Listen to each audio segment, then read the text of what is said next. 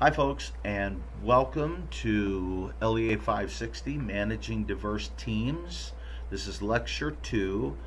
In Lecture 1, if you'll remember, we talked about complexity theory, and we talked a little bit about chaos theory with the butterfly effect and a few of the other elements. But today we're going to be talking about strategic team leadership, and specifically, okay, if you buy into complexity theory, and you're really wanting to allow people to get together, then what is the role of management or leadership?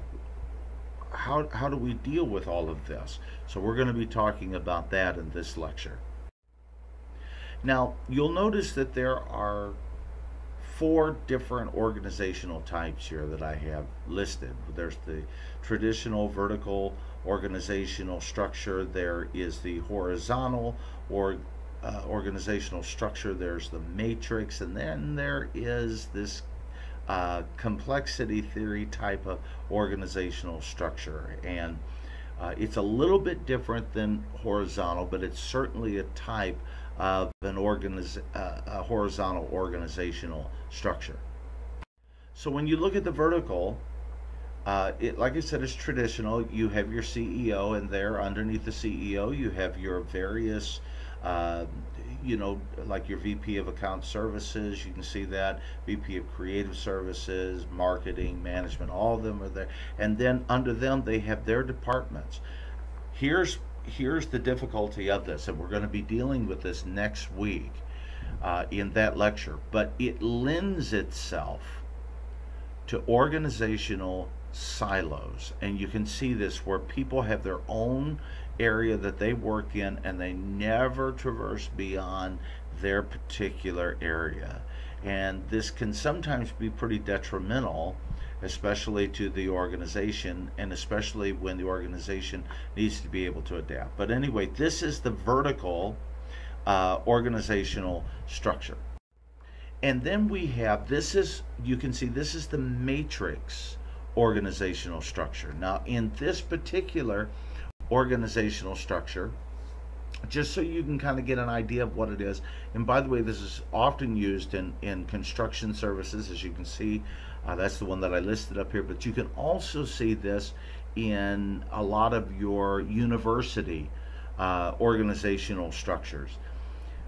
And so what you see here, like there's 4 project managers. Do you see those? There's the one that's the project manager of Kuwait Dam, the project manager of the Sea Bridge in Japan. There's the project manager of Nairobi Railway Project, and then there's the project manager of the Calcutta Port Project. And you see this.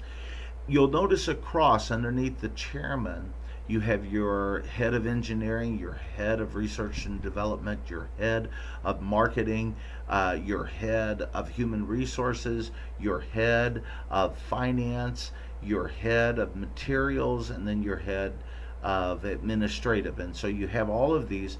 So each project manager then would be going through these particular heads in order to accomplish their particular task, depending on where they are in that particular area. So if, say, for instance, the engineering head, well, the engineering head becomes a resource, but also is over all of the project managers, and he would then be working on, or she would be working on, these particular projects that are there. This is an idea of a matrix organizational structure. Then you have your horizontal structure, and as I said, the horizontal structure is also quite a bit like your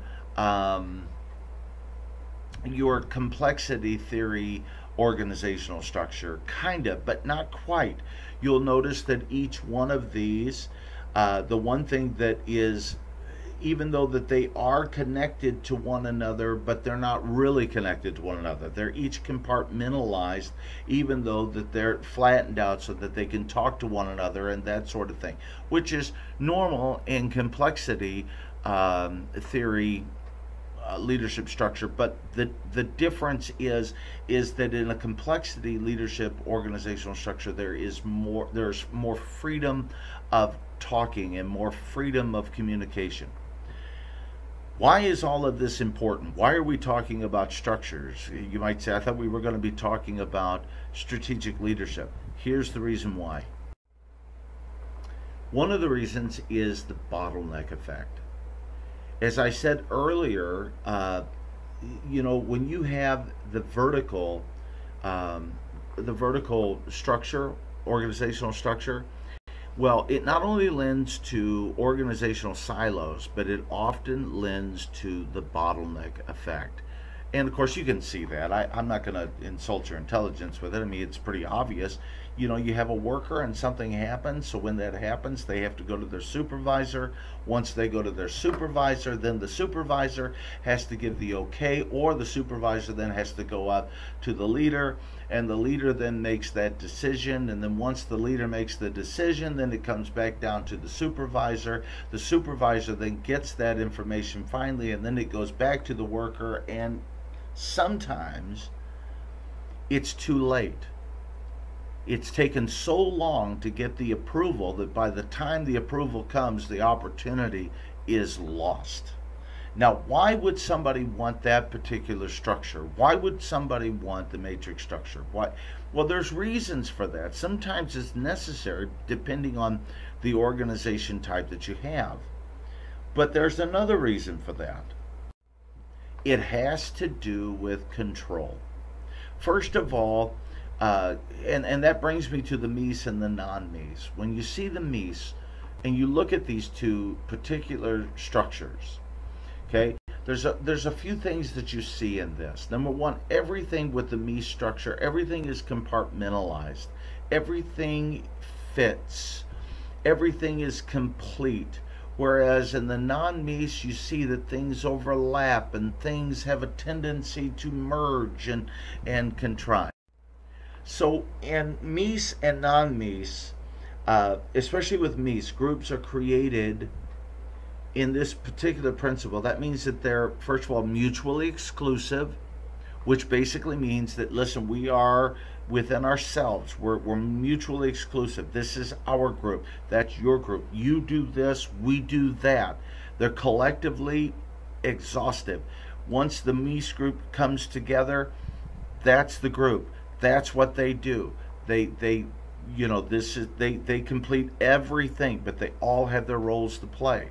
And when you get to the groups, there's usually never more than 5 objects in a group, and there are always insightful headlines to each of the groups. They all have their particular groups and what they're doing. It's very neat, it's very organized, and it's very controlled, and that's the reason why some people prefer that to the non-MEAS, which is not very organized, not very controlled.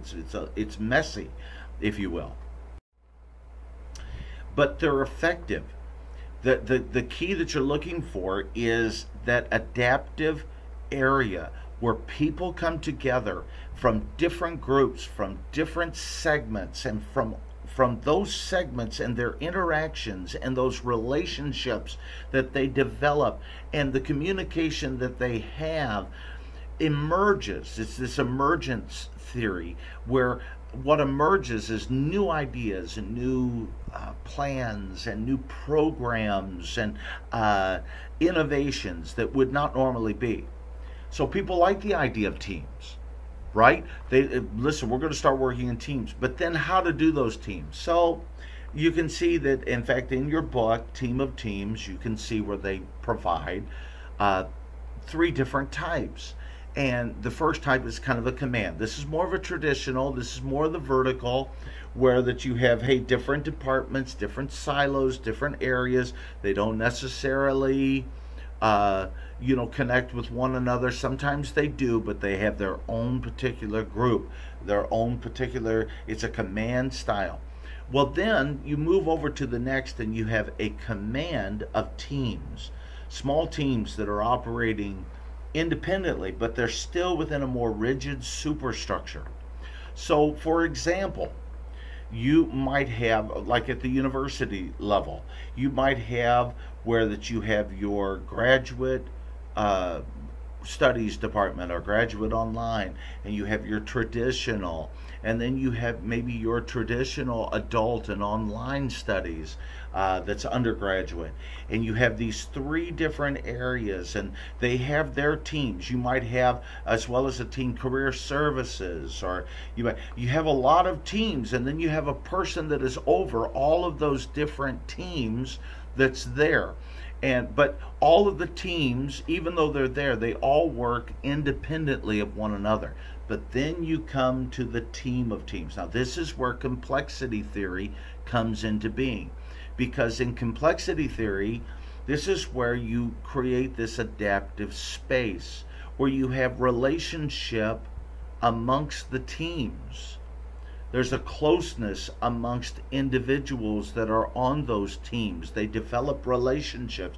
It is through this that you create that synergy where you can do the sum is greater than its individual parts. We come together and we can do all of this. You can see it on this particular one as well, where the command hierarchy. You can see where that, hey, this particular woman, let's say, is over each individual team or group or department, and then you have your command of teams. And in the command of teams, now you have different teams that are operating. They're all working together and they're operating. However, they're still all operating independently. But then notice the color shift. Notice how on each one of these teams, each one of the groups that you see listed in the network of teams, how that you have different facets, different parts of different teams. They're all involved in each one of those. Well, how come that's so difficult for people to get?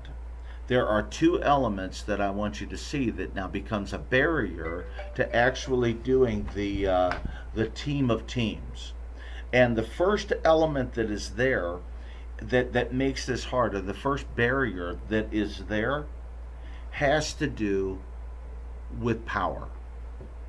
People don't like to give up their authority. There's kind of a high that you get. There's kind of this where I'm in charge and people have to come to me and I have to give the okay. And in fact, that's the reason why that people micromanage.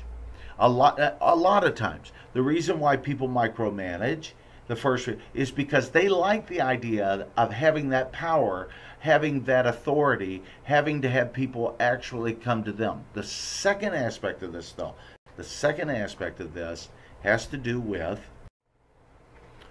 the second element is trust.